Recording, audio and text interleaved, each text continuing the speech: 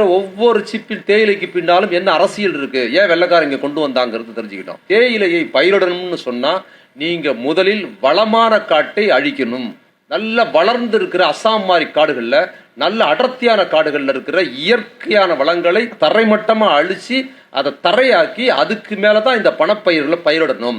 அதை ஒருபோதும் ஐரோப்பியர்கள் செய்ய மாட்டார்கள்ங்கிறது முதல் காரணம். அடுத்து இன்னொரு காரணம் என்னன்னா, அந்த தேயிலை தோட்டத்தில் வேலை செய்வது ரொம்ப கடினம். அது ஐரோப்பியர்கள் செய்ய மாட்டாங்க. எந்த வெள்ளைக்காரலும் வேலை எவ்வளவு அதிகம் தேயிலை கிள்ளி போட்டு உடலிப்பது கிடையாது.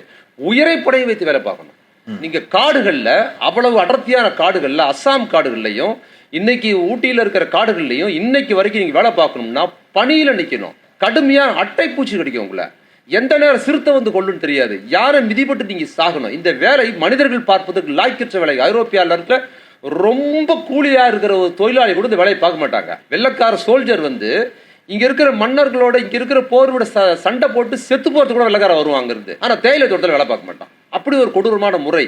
இப்பவும் நான் சொல்றேன், ஒவ்வொரு முறை வாயில சிப் பண்றோம்ல, அந்த ஒவ்வொரு சொட்டு தேநீருக்கு பின்னாலையும் அந்த தேயிலை தோட்டத்தில் தேயிலையை பறிக்கிற அந்த பெண்களின் கண்ணீரும் ரத்தமும் கலந்திருக்குது. நம்ம சாதாரணமாக குடிக்கிற ஒரு டீக்கு பின்னாடி இவ்வளோ பெரிய வரலாறு இருக்குது. இது தெரிய வரும்போது நமக்கு கண்டிப்பாக இது எல்லாருமே சங்கடப்படுறோம். இதில் இவ்வளோ உடல் உழைப்பு, இவ்வளோ கஷ்டங்கள் இருக்குதா அப்படின்ட்டு.